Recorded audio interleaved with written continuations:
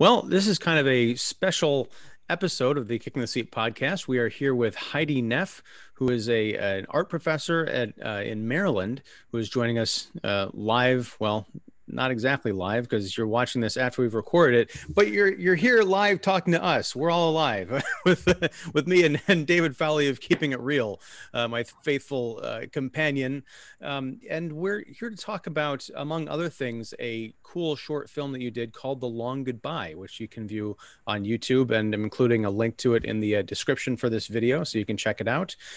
So Heidi, I understand that you and David go way back. So this is gonna be a little bit of a first. I'm gonna play the Ed McMahon role for those of you who are younger than like 90. Wow. He was a co-host on a show called The Tonight Show with Johnny Carson, which is a precursor to like what Kimmel and Fallon and who else knows. But I'm just gonna be over here on the guest couch saying, yes, that is correct. Yes. That is funny. So Heidi, how are you doing? I'm doing great today. Thanks. Excellent. Very good. And so yeah, David, take it away. I'll be over here drinking and smoking. Wait, Ed never did that. So Ed never did that. No, just do maybe loosen your collar up a little bit or something. Wasn't that more Dangerfield? I don't know. Oh, that's true. It's Dangerfield. But yeah, Heidi, it's great to have you on here. It's great to catch up with you. We are older. We knew each other from high school, and I think it's just, surreal that we could be doing this now. And I'm so very interested in, what you've been doing. I know that, in high school, both of us were into the arts, into acting, and I'm pretty sure you knew that I was a visual artist. And I do somewhat remember you being a visual artist, but I never knew that it would become this. I guess my first question is, did you? Definitely not when I knew you. I mean, I think we were in high school for the first 2 years together, right? And yeah. And then I left. Yeah. After sophomore year. Yeah. And I was thinking about that. I didn't drop out, folks. I went to a different high school. I think we need to mention really briefly our illustrious acting career that we both, David and I, starred as Snoopy in Your Good Man, Charlie Brown, on opposite nights. Yes. Yes. It was a crazy theater in the round in like the old lunchroom, and like while people were eating like pizza. So it was like, yes, it was like alternate nights, and we both shared a doghouse. It was pretty awesome. Yeah. And we both dressed up as Snoopy, and we were both pretty awesome. I'm glad you cleared that up, because I was imagining two people playing Snoopy like the cow in Top Secret, like who is in front and who is the back. Yeah, like exactly. Yeah, it's like we were like a dual personality Snoopys. Like, she was good Snoopy, I was evil Snoopy. It was crazy. But yeah, it was fun. Yeah, I think I took art probably for the first time freshman year in high school, and I enjoyed it, but it was we went to this really, for Ian's information also, we went to this very small high school that one of the benefits of this small high school was that they didn't, I don't know if it was not having, we didn't have a football team. And so without a football team, there was a lot more emphasis on the arts. I really think there was a connection there. Like the basketball team was cool, you went to the games there, but there was a much bigger deal as far as the fine arts club. And it was really easy to be involved in multiple aspects of the arts club. So I think that high school did influence me a lot in getting into it. By senior year, I was spending, all my time in, in the dark room and the art room, and I pretty much just had study halls left anyway. So it was like, let me just go to school and make art and do things. But it was actually, I did an exchange program, and I went to Germany for a semester. Wow. And that's where I think I was applying for colleges at that time. And when I was applying, I was planning on studying German, and I wasn't sure what I was going to do with it, but I assumed teach, because what do you do with a German degree? I don't know. Translate, teach. Translate, I don't know. Yeah, but there's UN? I don't know. Yeah, I hadn't gotten that far. But somewhere in there, I also picked in German high school, you have to pick, if you're in the 11th and 12th grade, you have to pick majors. And I picked art as one of my majors, mainly because it would make it a little bit easier on my language skills to be able to just make stuff and not have to speak perfect German in order to do okay at it. Okay. And I really got the bug while I was there too. And then I came back to Timothy and just did a lot of art, and at some point switched my major to art and went that direction. And I agree. I think our high school had a great emphasis on arts. I'm curious though, did you find that, so it was a semester of high school in Germany? Yes. Yeah. Did you find that there was a different type of encouragement or support or acceptance in the arts in Germany at the time? It was definitely, I mean, my whole experience was different because I was living in more of a city. I mean, it was so suburban. Right. And we were Downers Grove, Illinois, right? Right. Yeah. And which is a really cool town now that I think about it. But sure is. But you know, being in Munich, I could take the train by myself as a teenager to go see an art exhibit, and wow. My host parents didn't know that much about me trying to think of things for me to do, and they knew I was a little bit interested in art, so they're like, go see this art exhibit, or do that. And I'm like, oh, okay. So just doing all kinds of things that, I mean, I'd been to the Art Institute of Chicago, and I'd done a lot of art things like that, but I hadn't really explored in that way where I was just going out and seeing art as a teenager by myself. That's cool. So that part was definitely different. And then taking a German high school, when you take your Leistungskurs, which is like a major, it's just, you're spending so much more time of your day doing that, and they take it more seriously because it's your major that you've already picked. So I was a lot more, I guess, criticism at that point, and no, this is how you do it over, do it over. But not always in a prescribed way. I mean, there were a lot of different things that we explored, but it was different from high school art where it's pretty encouraging, which I love encouraging places and all, but high school art in America is pretty much like, let's build people up and. Right. But to have that encouragement balanced with criticism is, I think, crucial for an artist. I'm sure Ian can relate because he went to art school as well. You have to get used to being criticized by your peers or your teachers. And that's usually something that you get more of in college. So that's pretty cool that you got that experience in high school still. So obviously you left Germany. Where did you go after that? Went back to high school. I studied art at University of Illinois, and then then stayed in Champaign-Urbana for a couple years. Moved to New Orleans for 3 years. Got my master's at University of Iowa. Okay, all right. So moved around throughout those 3 states. You're pursuing arts, and it's primarily art studio, visual arts, painting, illustration, painting. Okay, cool. So now, fast forward, you have been an art professor at what school?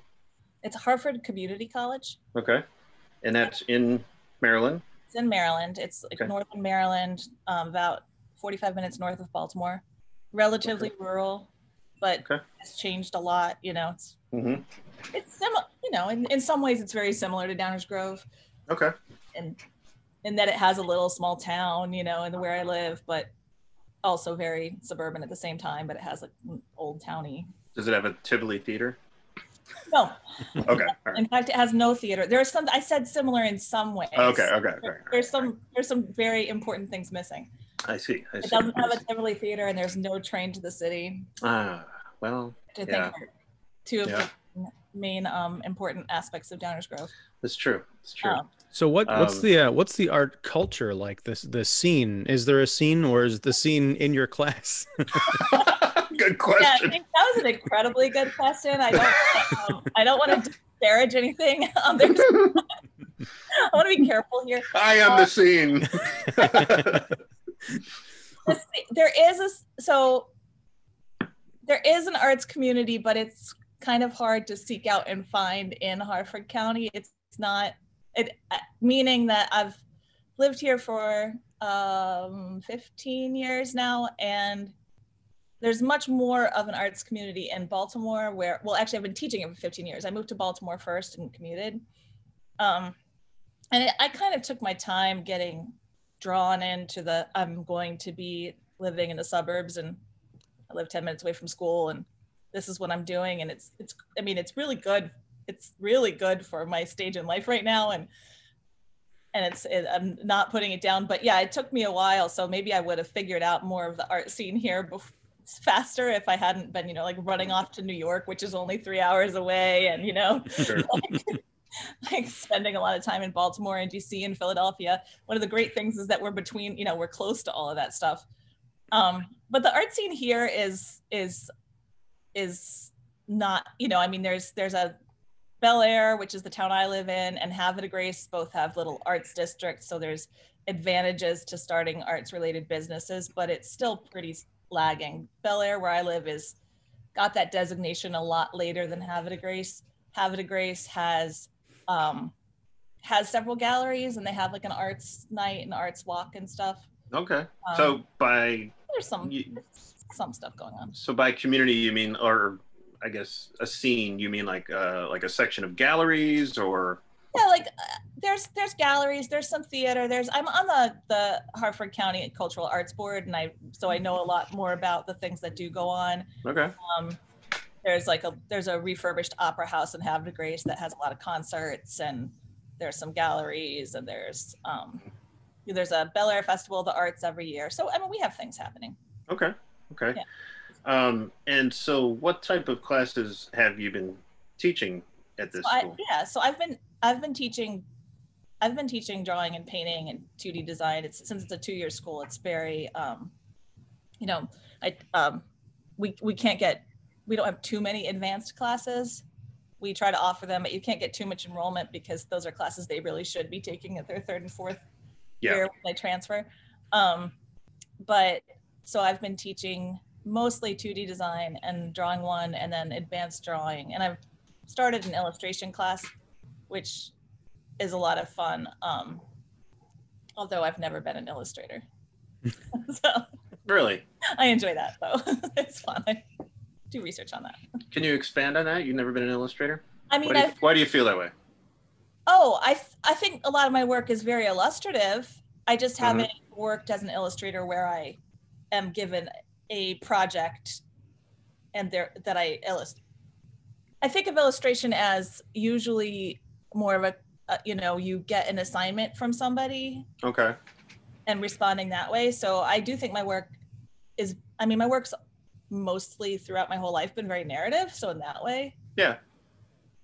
Yeah, I could see that. Illustrator. Yeah. Yeah, I could see that. I just always thought of like, when I tell people I'm an illustrator, it's like pen and paper, pencil, charcoal drawings and stuff. It's like, hey, I'm an illustrator. But then when I'm doing like, painting, I'm like, okay, well, that's canvas or wood or whatever, and so that's painting. But I think, and I think like, I don't know.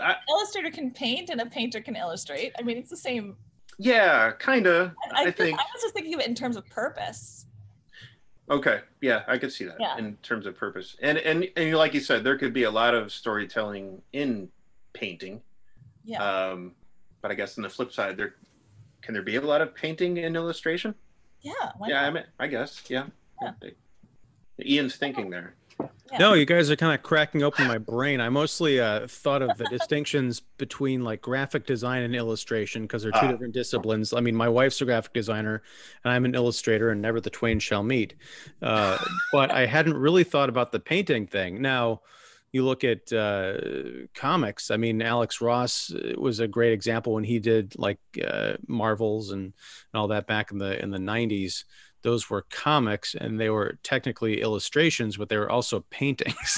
Yeah, very painterly, real life type representations. Yeah. Yeah.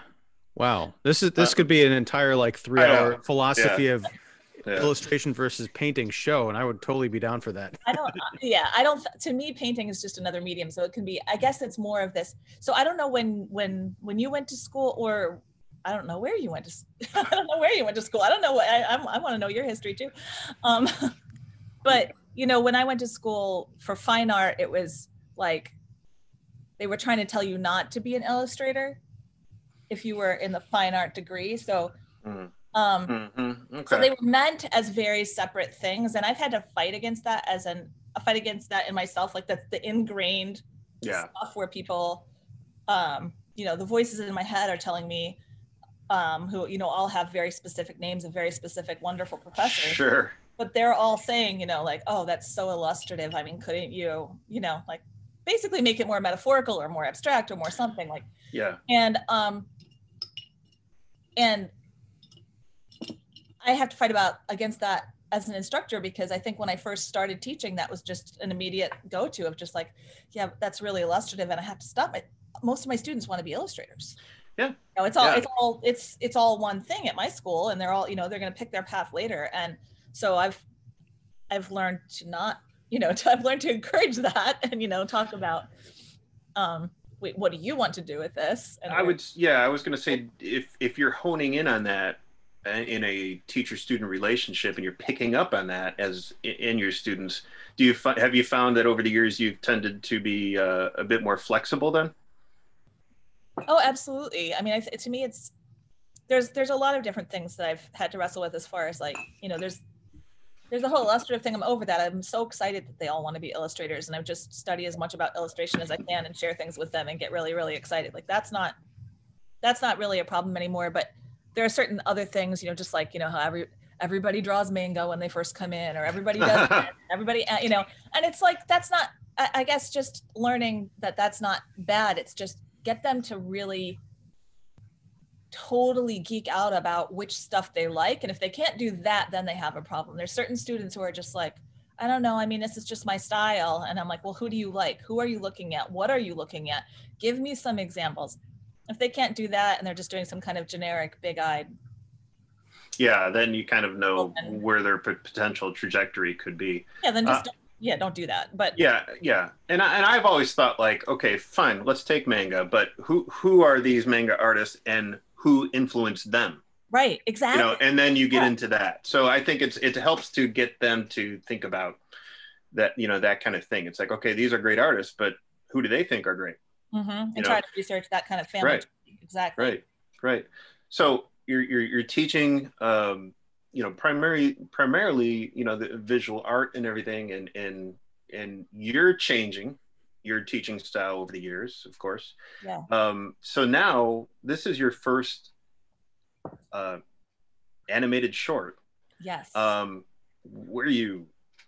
Is this some type of a bucket list, a goal here, or were you just like, I got to do an animated short at some point in my life, or how did we get here? How did we get here? I mean, at some point, I think, I'm not sure. I mean, it's definitely been in my head before that, like, oh, it would be cool to learn how to do that. Mm-hmm. And I think also some realizations about the artists that, who are my lions, my like really go-to people, they're not necessarily, some of them are painters, but they're not necessarily painters. I mean, I look at William Kentridge, I look at Kara Walker, I look at people who like use animation in their fine art, and I just never dawned on me that that's what and it took a long time for it to say, like, well, this is the stuff that is really moving to me. Like, why am I not trying it? Why am I not messing around with this? And I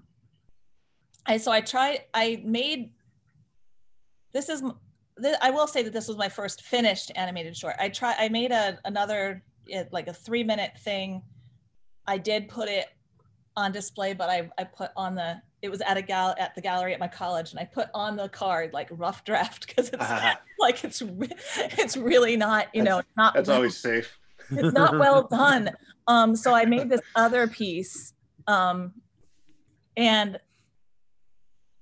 I think that is where, which was fun to make, but that's where it's just like, oh, now I have to do this, and I have to figure out how, and I have to figure out the time to learn it. And I applied for a sabbatical, and I got it, and then COVID hit, so the sabbatical became somewhat meaningless.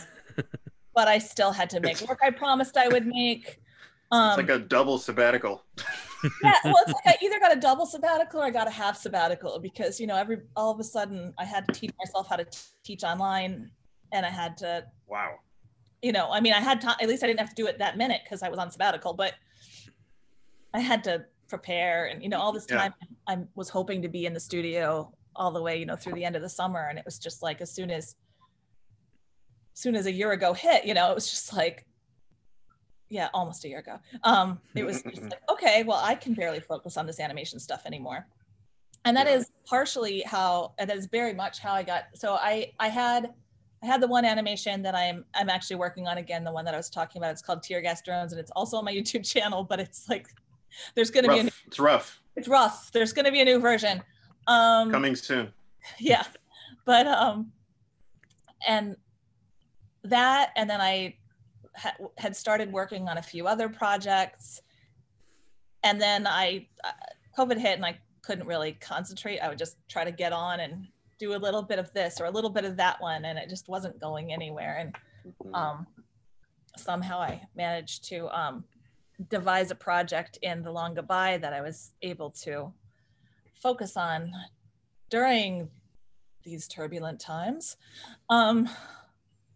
Because it, you know, what I did was I did one animation a day reacting to what was going on. And between the election and the inauguration, it wasn't all about politics. COVID came into it a lot, but I kind of felt like it was that kind of choppy, direct, like very direct reaction to life was the only thing appropriate for these times. It seemed like it was something you could rely on and hold on to. Yes, like I'm gonna do this thing, and it was true in other ways too. As far as like the methods of making it were things that I had already figured out, and a lot of the other things I'm working on, I'm still trying out new software and trying this out, and it's like I did have to figure out a lot of things to make The Long Goodbye, because you know I'm definitely always learning as I'm going, but I limited it in terms of I'm not gonna try software that's difficult for me. Most of it was made on the iPad. You know, it's just I'm gonna do things that I can do. Interesting. You know, I can draw, so I can draw frame by frame. It takes a long time, but you know, the whole, you know, going in and fancy animation with software that moves things for you, which does, you know, speed stuff up, but in theory, but not when you're really when it's difficult for you. You know, it's just like, I want to, like you said, I want to rely on this. I'm going to do frame by frame. I'm going to draw it out. Yeah. So you were doing an animation a day, is that right? Reacting to something like in the news that was affecting you. So I take that to mean that you hadn't planned out this 6 minutes and 47 seconds as a full vision. It's more like you took the works that you were doing over this, say, 2-month period and cut them together when you were done. Yeah. I had to start cutting it together when I had a couple weeks left, and then do that. Luckily, that part was all on winter break, so I wasn't also teaching at that time. There was a little bit of a bonus in the timing there. But it was because I released it right after Inauguration Day, so I had to have it done. So some of it was weaving it together at the same time. But yeah, it was a gamble. I was pretty sure that the time would be interesting, as you know, the proverb goes, right? Like, I'm sure. Whatever it is, the curse. May you live in interesting times. Yes. I was pretty sure it would be interesting. Was the Inauguration Day or the day after Inauguration Day, was that your self-imposed deadline? Okay, so yeah, well, I am part of a cooperative gallery in New York, and it's called the Amos Eno Gallery, and that is actually part of how I came up with the idea, because the exhibit was rescheduled because of COVID, and it was rescheduled to open the day after the inauguration. Okay. And that was part of it. I was looking at the other 4 shorts that are, you know, bouncing around various files and in my head only, you know, and thinking, which one is going to be the most appropriate right after the inauguration? You know, I have a couple that are political, but they're, you know, and they do still apply, but I didn't know. I mean, is that part going to feel relevant? Is it going to be dwarfed by what's going on that moment? Is it going to be too negative for what's going on at that moment? Or are people going to be too happy, too relieved? You know, it could have gone either way that way. it, and then I had one that was more personal. And I'm like, well, I could just do that one because it doesn't have any, but I'm like, you know what? No,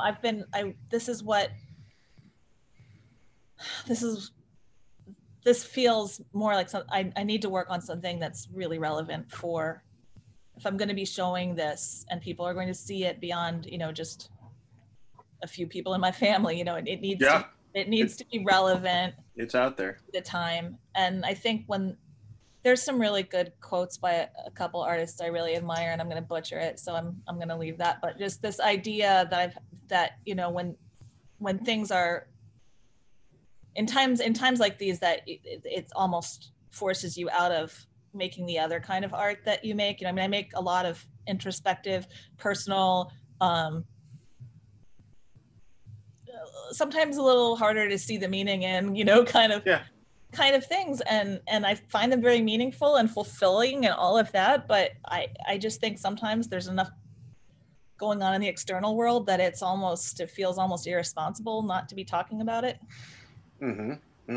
Yeah, and especially knowing the artists that have influenced you, knowing that they have done that in the past, in history. So obviously that's going to bleed in, because pretty much any artist that has influenced you is going to, incorporate. You're going to wind up incorporating that into your life somehow. Right. So I know titles can be tricky. Whatever you title your drawings, your paintings, however way. The Long Goodbye. Now Ian and I, being film critics, right away I thought of The Long Goodbye as Robert Altman's great film with Elliot Gould. So I don't know if you've seen that, but I recommend it. But it's written after like a short story or a novel, right? It's basically like a kind of like a Raymond. I think it's was it Raymond Chandler? Yeah. It's like a 70s version of it, and it's really good. Well, it's also film, but I knew about the book. What? Sorry. Yeah. I was just saying the Frank Miller, when they released the graphic novel version of the original Sin City, they renamed it The Long Hard Goodbye, which is probably a reference to that. Yeah. I didn't know that. Yeah. So I'm curious. Sometimes artists just do the work and they go through the process and not think about the title, and they title it afterwards. Sometimes I know filmmakers who do that. How did you come up with Long Goodbye? What was your process? So this title was, I came up with the title earlier, also out of practicality in terms of promoting the exhibit.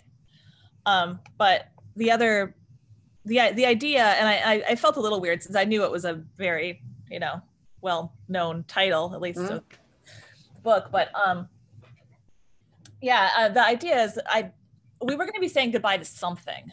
It wasn't necessarily supposed to be maybe it ended up being the long goodbye to Trump. That's what it ended up being. And it was a really long goodbye if you think about it.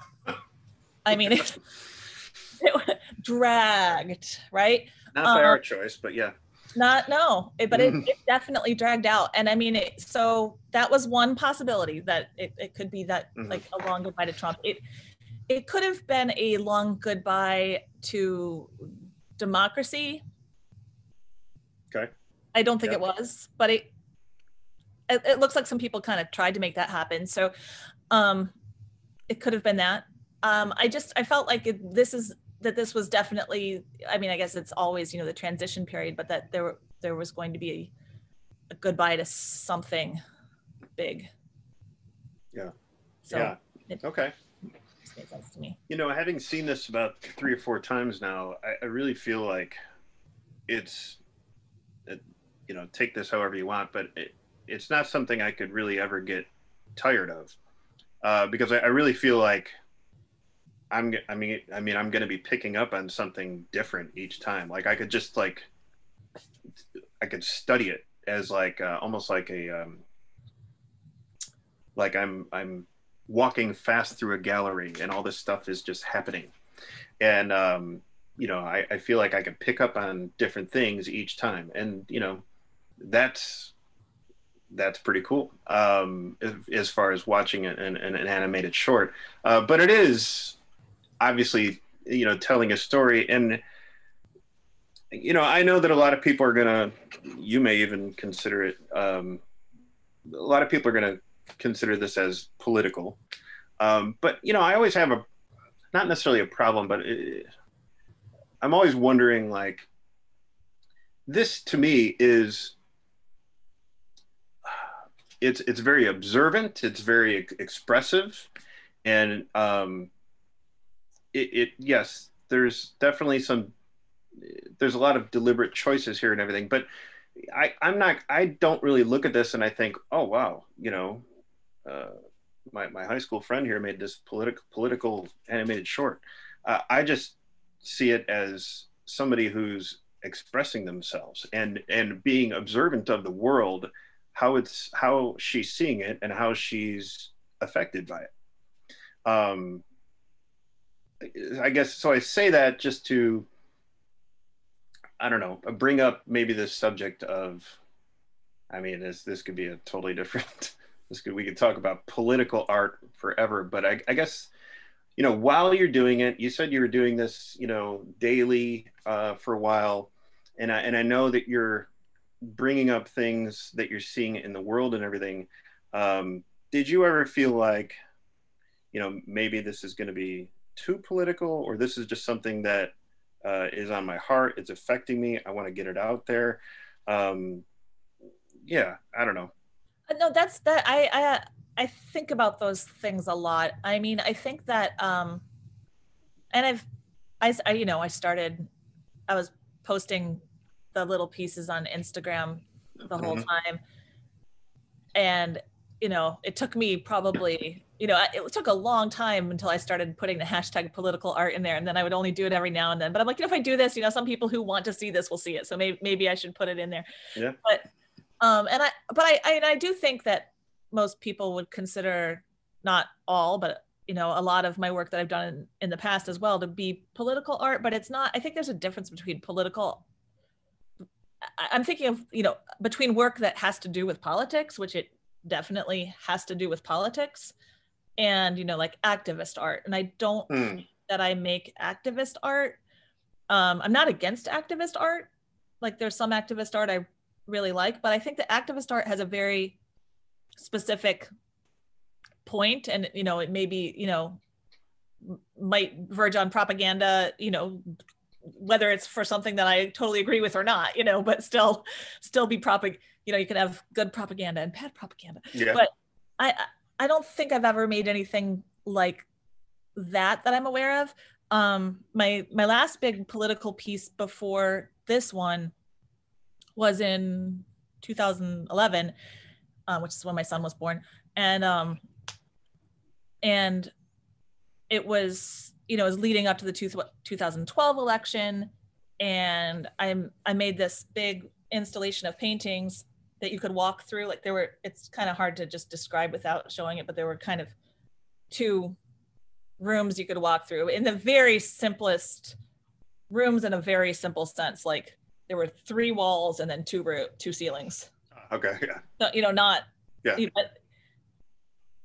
There were paintings on every side of all the walls, and there was paintings on the ceilings as well, or the ceilings were paintings. And so one room was, and it was all about political division. So one room was kind of the scary, at that time, Tea Party room.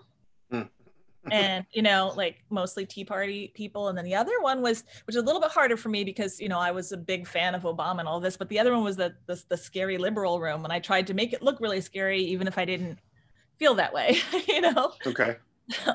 Yeah. Because it really was supposed to be about political division. It was supposed to be about, like, this is how these two sides are seeing things, and just. Yeah. This is tearing us apart. And you're talking about things that are on my heart, like that's on my heart. And so I think that this piece in some ways was harder for me I questioned making it sometimes, because I think my viewpoint was a little bit more clear in it. Mm-hmm. My own political viewpoints. I wasn't trying to hide them, I guess, is what I was, Yeah. I mean, yeah, I could see your viewpoints in the short. I don't think you're, like you said, trying to hide anything. I just, what you said about activist art, I think activist art typically has a statement and a certain perspective, right, that you know, like, or agenda, kind of like, you know, documentary filmmakers, you know, Roger Moore, Michael Moore. Michael Moore. Roger Moore. I would watch. I don't get me wrong. I would watch Roger Moore's Bowling for Columbine. When you're bowling, or that's more Sean Connery. But I have to watch the Trick movies again. That's a drunken Roger Moore doing Sean Connery. That's right. There you go. Michael Moore documentaries definitely have a, you know, slant, a perspective, an agenda, and I think that's how I see a lot of times activist art. Not always, but that's how I generally see it. So, but I don't see this. Again, I see this as very just, you know, a journey, an expression, something that's very observant, but also personal. And so, did you find that? I feel like you definitely wanted to put you in this. So did you find that there was maybe some kind of a balance that you were wrestling with in this throughout this process of what part of you to put in there, what part of what you're seeing, what part of what's happening in the world? Yes. So, you know, the first day didn't really have me in it, but the second and third days while we were waiting for the election results, I had a couple, you know, self-portraits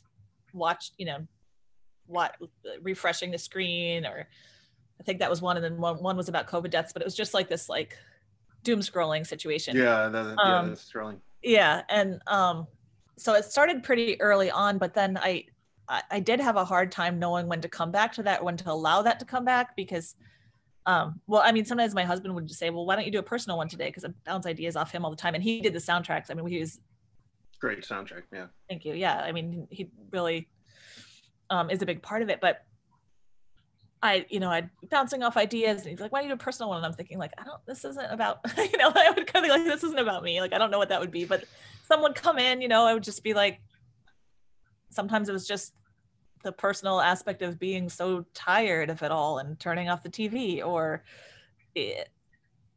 shutting the laptop. There's like a turning off the TV. There's a shutting off the laptop. There's a couple other that are similar to that. And then it did end up coming back to a portrait of me and my two kids watching Kamala Harris getting sworn in. Towards the end there, which is the painting behind you, right? Oh yeah, back in that corner, right? Yeah. And it's that's one of the only ones that I did, in charcoal too. Like most of them were done digitally on the iPad, but those early ones were short. That was fun. The early ones with me doom scrolling, I did this self-portrait demonstration from my online drawing class. And I'm like, that was all, time management. I'm like, I'm going to use this. That's awesome. I have to make an animation today. I'm going to use this thing. Might as well. Yeah. So then it made sense to me to use that at the end though, because it was like, it really wasn't about like, yay Biden as much as yay Biden. I mean, I'm not trying to disparage him at all, but it wasn't, and it was definitely a lot about relief. Yeah. But I didn't really want to make it about Trump either anymore. It's like I did enough of that, and it's the end. It's a new chapter, and just the moment that I actually had. I mean, I was trying to recreate it in the drawing, but the moment that I actually had of sitting here, calling my kids down here from their virtual school and saying like, come here, we are going to watch this, and watching, the first woman of color get sworn in as vice president of the United States. Just the sheer representation in that, and just, how that affects that. I've got two little kids who are watching that. Yeah. It's historic. That's where it became personal. It's like, I picked what to react to, so like, So like that, I did include us in that one, but then in other ones, it still was personal, because it's like, there's so many things going on every day. Like, what is it that was hitting me that day? Well, I mean, that you just saying that there's so many things going on. I mean, there's so many things going on in this short, so it does definitely, it's a representation of what you've experienced. And I think that that's definitely an accomplishment there. So, you know, I know a lot of times when you're painting and everything, it's, I'm sure both of you can attest to this. It's like, you know, the whole, how do I know when this is done?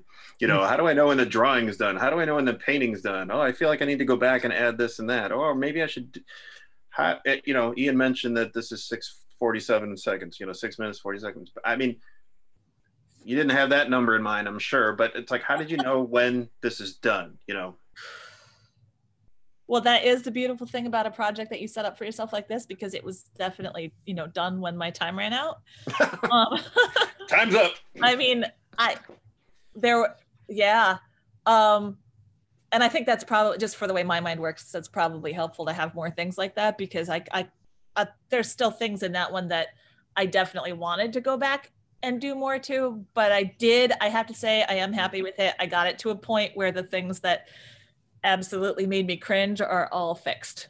You know, it's like the things, there was a level, there was like a, you know, I know I'm not going to be able to make everything the way I want it, but you know, at the end there, I'm doing an animation a day and then trying to edit it together and then going back and finding pieces that bother me and redrawing little parts and, you know, changing the color or tweaking or, you know, just that's in some way or another. And that's interesting to me. You talk about things that made you cringe. What cringe-worthy aspects were there? Was that an editing process, or was it what you were wanting to include or not include, or what? No, I mean more just like, I'm trying to think of something technical stuff, right? Or like, oh wow, I hate the way I drew that, or that.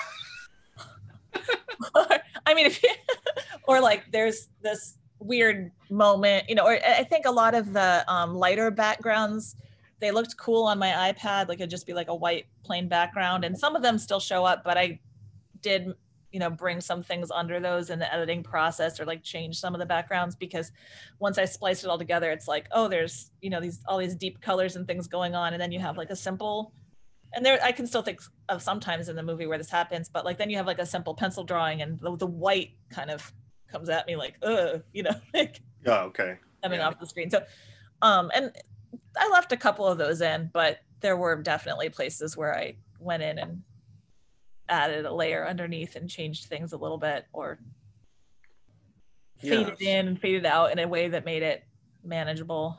But I mean, I don't know about you guys, but you know, if you're both illustrators, I'm sure you make things that you're not 100% pleased with.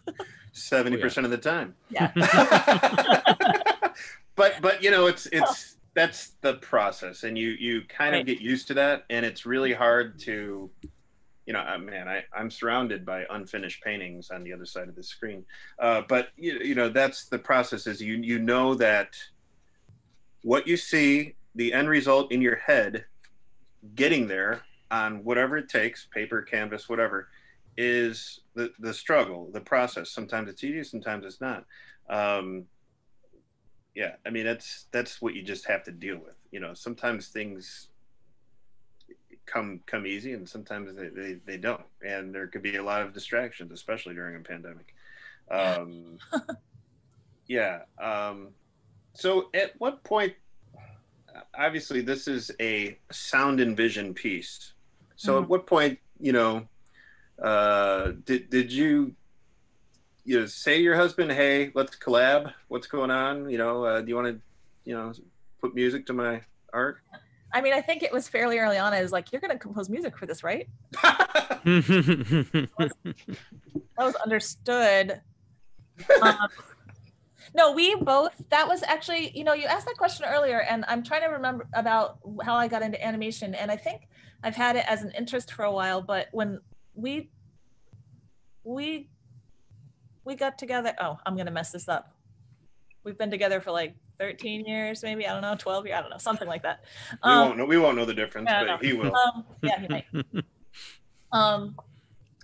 We've been married for almost 10. So anyway, that's, I mean, I think that's like us both wanting to learn animation, both having an interest in animation. Okay. Has been something that we've had in common. He's he produces radio and podcast and is a musician. Oh. with like a huge interest in film and anime. I mean, he watches way more animation than I do. Cool. I make more animation than he does, but he knows it, right? Like that's something that he really knows.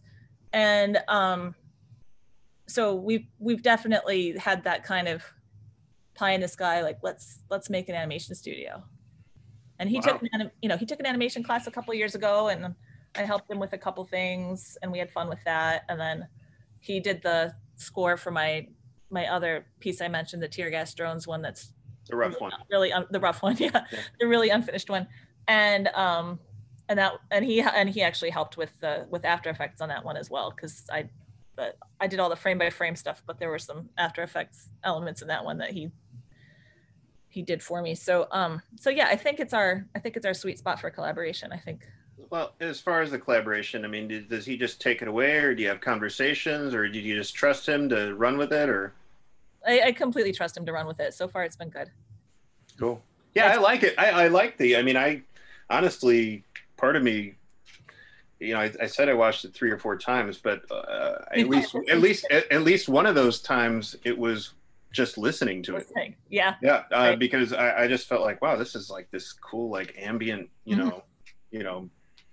Brian Eno type of, music, that I could get into this. It's like, where's the soundtrack to this?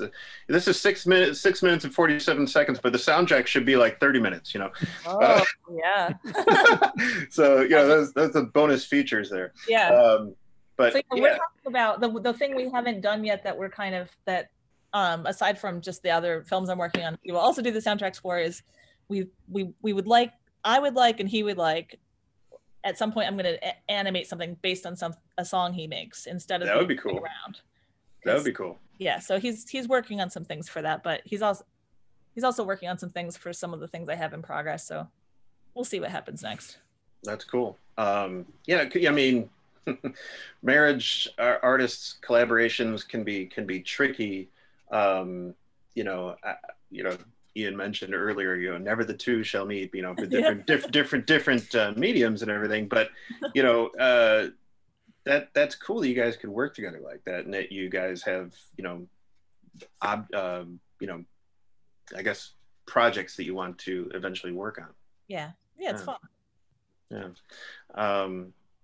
So I'm sorry, Ian, you wanted to say something? Oh, no. Oh, Heidi, go ahead. Oh, I was just going to say it's kind of nice because I have no, I can get kind of, I want to control every little bit. I think it'd be harder for me to collaborate with another visual artist because I have my own ideas. But having, it's really easy to just put my complete trust in his music, because I know he's really, really good, and I know that that's not something that I do. That's cool. And probably vice versa, because if you're going to be working on a piece of his and bringing visuals to that, I'm sure he trusts you to do that too. I hope. Hope so. That would be a good. So, go ahead, Ian. I was going to say, I kind of winding down here. I just wanted it is, you describe this as not being an activist piece, but it definitely has a point of view, and that point of view is from the left. I'm curious, do you know of anyone, have you showed this to anybody, or do you know of anyone who's seen it, who's from the opposite side of the aisle, and what did they make of it? Okay, so I haven't had specific conversations about the politics of the piece with anyone from the opposite side of the aisle, and I would like to do that. I have family members, shout out to Molly, my sister, who are, definitely Republican, not fans of Trump, but definitely we have, we talk every week, and we have conversations about politics, and we don't, we can agree on some things, but there's a lot of things that we don't agree on. She came to 2 screenings of it, but we haven't had a conversation about, but again, she's not a big fan of Trump, and this is more about, what was going on. I think we maybe had some similar disgust for certain aspects of what was going on, even though we're from different sides of the political spectrum, Mm-hmm. maybe different solutions.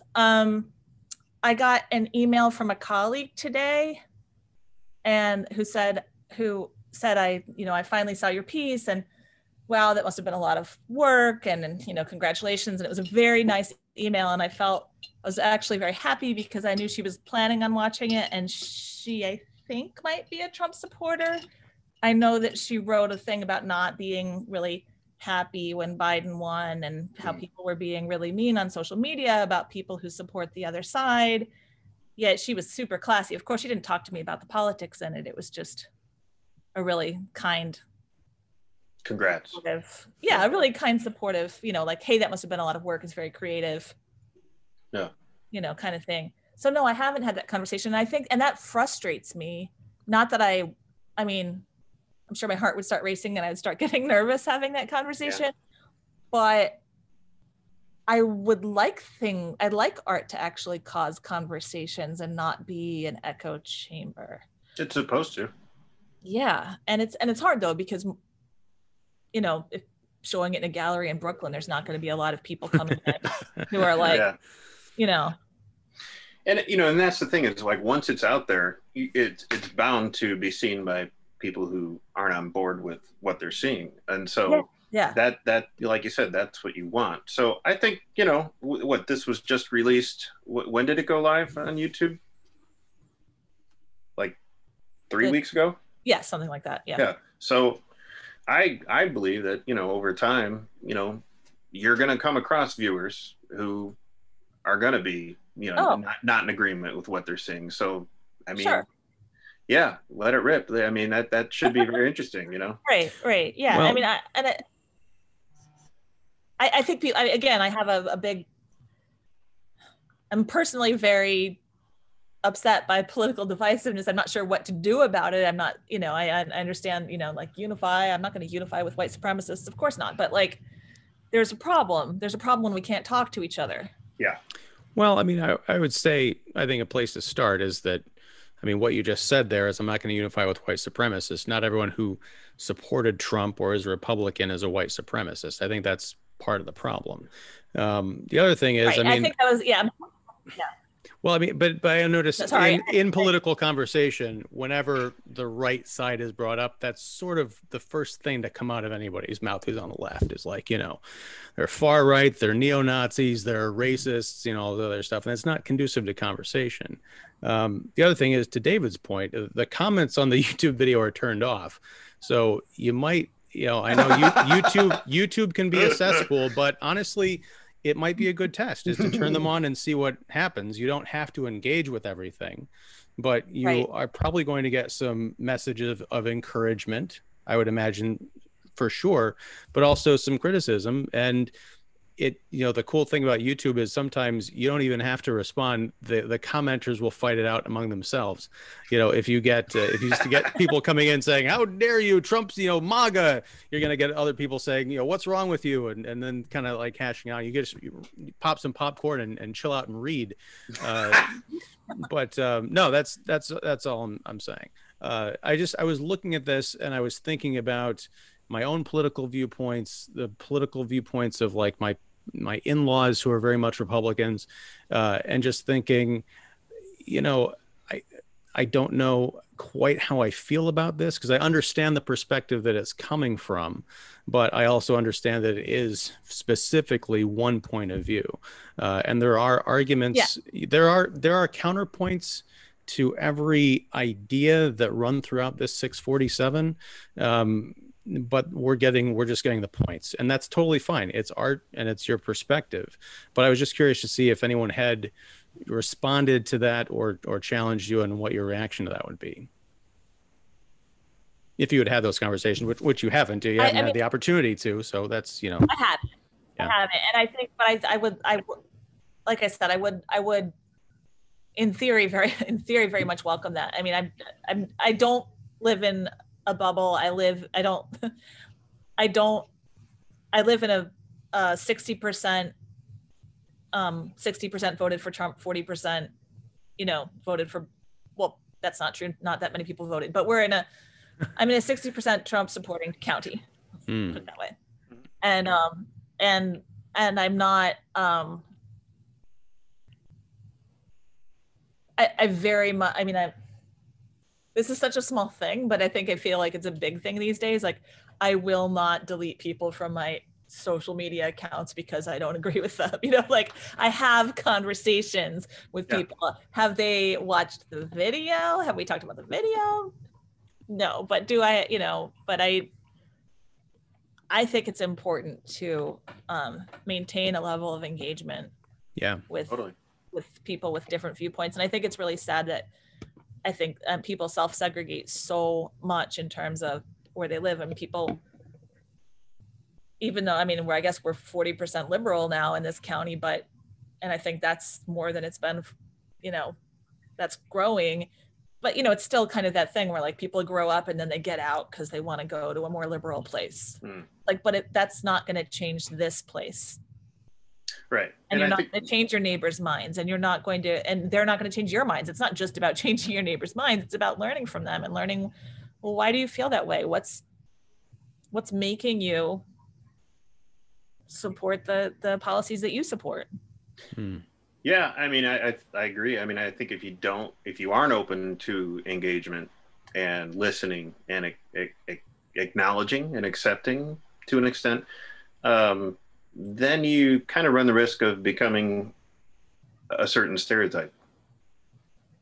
Yeah. Yeah. So I know we're closing here, and I'm glad that we got a chance to have you on here, and I'm glad that we caught up, but I'm also glad that hopefully more people after viewing this will see The Long Goodbye. I think it's very creative and clever and personal, regardless of the subject. I thought it was a fantastic journey for me as a viewer.